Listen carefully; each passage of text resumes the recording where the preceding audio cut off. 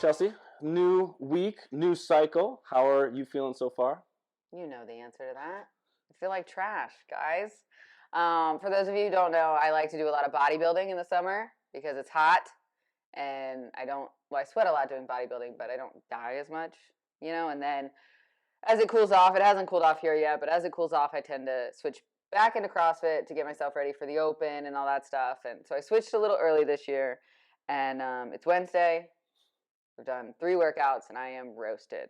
I'm sore. The week got off to a really good start because since it's our first week, it's testing week. And the workout on Monday was an 18-minute long test, which in the CrossFit space is like a half marathon to a marathon. And this was an 18-minute AMRAP. There was no hiding or space to choose to do something different. So it was just a long cardio-based effort. And I think everybody was feeling it. Yeah, and it's one of those ones that the barrier to entry is pretty low. Yeah. Like there's not much that you need to change to make it work for you to maintain the stimulus and stuff. So you really could push it. Yeah. Which is just a recipe for disaster. Yeah. And then yesterday was a really nice change of pace though. So after a long, very, cardio-based workout, we got a very gymnasty one. And it was super simple, 2 movements, but the wall walk and the pull-up are very challenging and really make it difficult in a totally different way. Yeah. The best part of that workout was I had a pretty good save on one of my last wall walks. I was pretty pumped about, but then my last set of pull-ups took me a minute. It was 15 pull-ups, and it took me a minute to get through them. Yeah. And I have a bruise on my chin to show you why. Yeah. So we've really been enjoying the first week of this new cycle, which actually takes us into the topic that we've got for today, which is when you walk into a CrossFit class, there's a workout that's on the board, and it's written in a certain way. You see people using this terminology of RX or scaled or RX plus. So we thought it might be helpful to have a conversation around like, what does this whole RX and scaled mean? How do I determine what's the best workout for me that day, based on goals and things like that? So that's what we're going to be getting into for today. And so we're going to use a workout that's pretty commonly known in the CrossFit space to sort of guide the discussion. And it's a workout called Fran. So it's a benchmark workout. So if you walked into a gym and saw the workout Fran, you would see written on the board 21, 15, 9 of thrusters and pull-ups. So the thruster is take a barbell, so you do a front squat into a press overhead. Pull-up is just get that chin over the bar. You can do 21 of each, 15 of each, 9 of each, and the weight that it's going to tell you on the board for that day is 95 and 65. Now, if somebody were to do the workout the way it's written, they would call that RX. And what does that essentially mean? So RX is, as CrossFitters, as coaches, we think of ourselves as somewhat practitioners.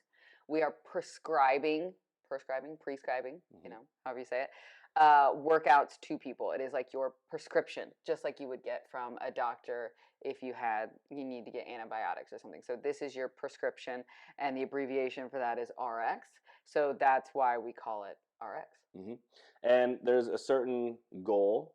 Some might even call it an intended stimulus that you're supposed to get from that workout. And having thousands, if not millions, of scores entered in over the years for this workout, most folks would tell you that that workout is designed to be accomplished in like 7 minutes or less and leave you feeling very breathless, very fatigued. That was very lenient on 7 minutes. Yeah, I went a little bit on the higher side there. As folks have gotten fitter over the years, that number has certainly come down.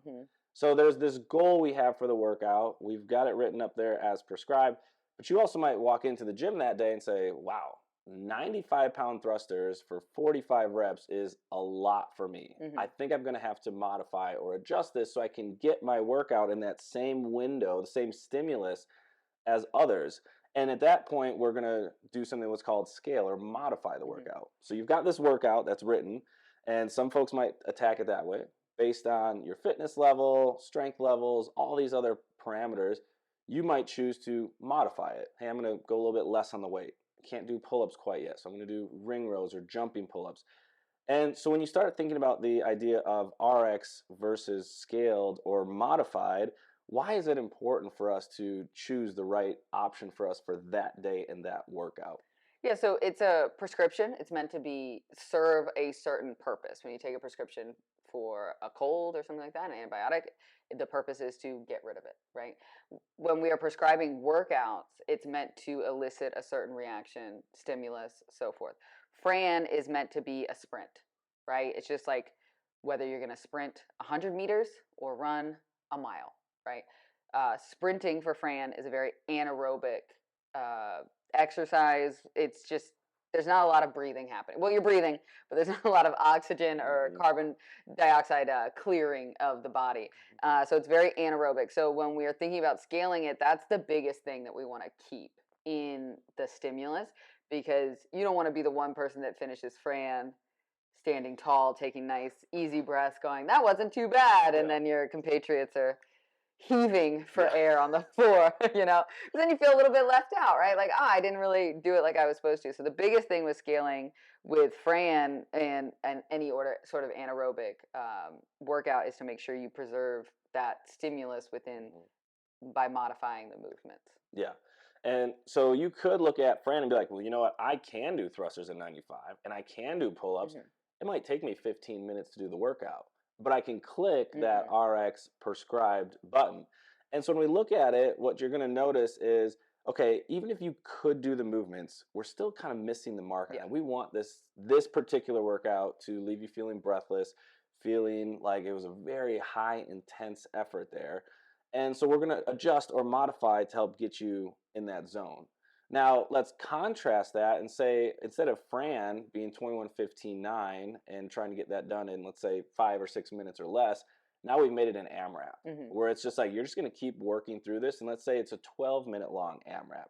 So now it's not just, can I do 45 thrusters and pull-ups, but it's probably going to be double, triple that number. So now I'm looking at that and I'm going, okay, well, maybe I can do pull-ups and thrusters, but like, I don't know if I can do it for 12 minutes. That seems like a lot.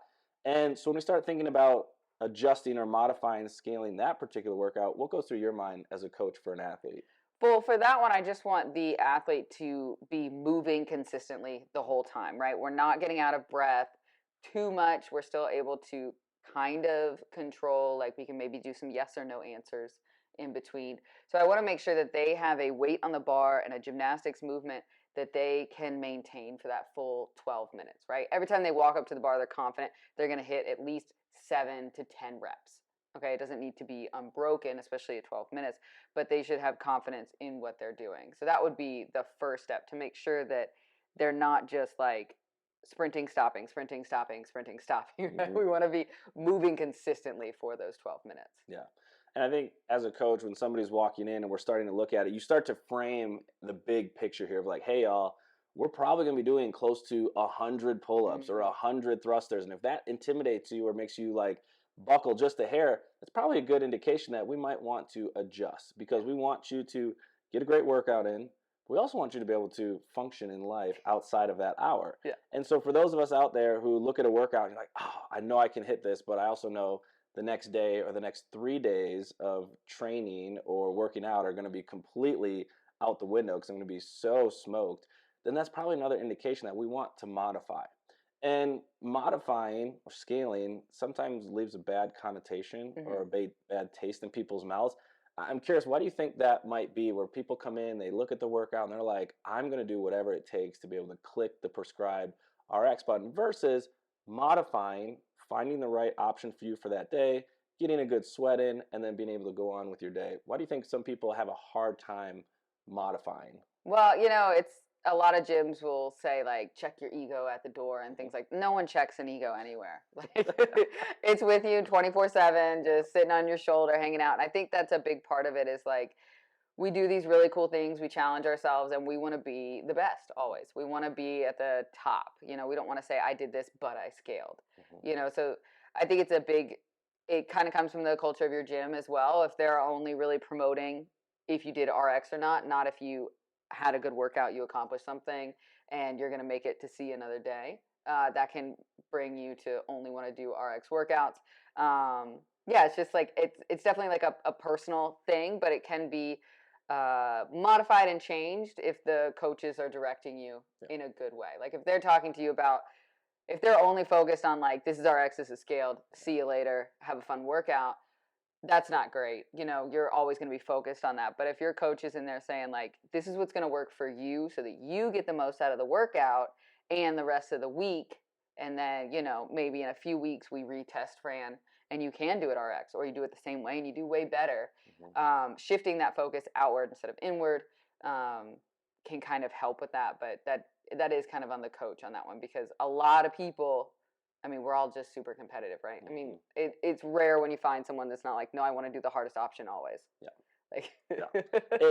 It's so true, because when you walk in, you want to do really well. Mhm. You also want to prove to yourself you can accomplish these tasks, and it's almost like this game or battle against yourself. If there's a workout on the board, you're kind of like, I don't want the workout to beat me. I don't Mhm. want it to prove that like it's better than me. So I'm going to do whatever it takes to try and match what's on the board there. If it's a certain weight, I'm going to lift it. If it's a certain movement, I'm going to do it. And what can happen then is we totally miss the mark on what the goal of the workout Mhm. was, or how we can use that to help the rest of our life. So even though it has sometimes this bad connotation, we like to look at it from, hey, your goal for this hour is to get some movement in for your day, Mhm. to move in a way that's going to help enrich the other 23 hours of your life. If it's in line with what's written on the board, fantastic, great. If it's not, does it really matter? Because in probably a week or two, you probably aren't even going to remember that workout The and what you next day, did. you're not going to Yeah. remember. Like, So being able to go in and say, hey, I need to modify this to fit what I'm currently at with my stress levels, my nutrition, my fitness, how I'm feeling from the week so far. All of those are big factors that I think it's important for coaches and athletes to be checking in and seeing Mhm. like, hey, how are you feeling today? Because maybe a couple days ago, you could hit this workout prescribed, but today you're not feeling it. So Yeah. let's not even worry about it, and let's find something that's going to work best for you.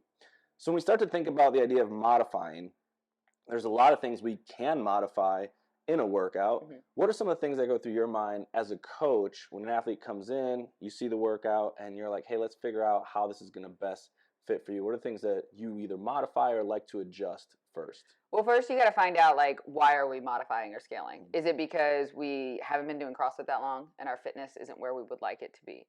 Is it we can do all this skill work, but we've just maybe not gotten enough sleep the night before, and it's just not a great idea to be under that kind of stress? Or is it an injury? So if it's an injury, we definitely have to work around that. And for that one, it is tough because it's hard to reach the prescribed intensity when you are injured, because first of all, it's not always safe. You don't want to be pushing it. You don't want your blood pressure and your heart rate getting too high, depending on the injury. So you want to make sure you're working within those parameters. If it is, we don't have the skill level, right? We're gonna just kind of go like a tier at a time of the movement, kind of come down. Like if it was pull-ups, you don't have your pull-ups yet, or you've got a few but not enough. Especially in Fran, I would switch it to a jumping pull-up, because that's going to keep your heart rate super high. Mm-hmm. Ring rows are a great scale for the AMRAP version, Mm-hmm. but if we're trying to stay anaerobic, I want you moving quick, right? Which is why I wouldn't pull out a band either, because getting in and out of the band slows you down, and then you're getting too much recovery, and I don't want you to be recovering doing Fran. Mm-hmm. Doing the AMRAP, yeah, we could pull a band out for that and do some banded pull-ups as well.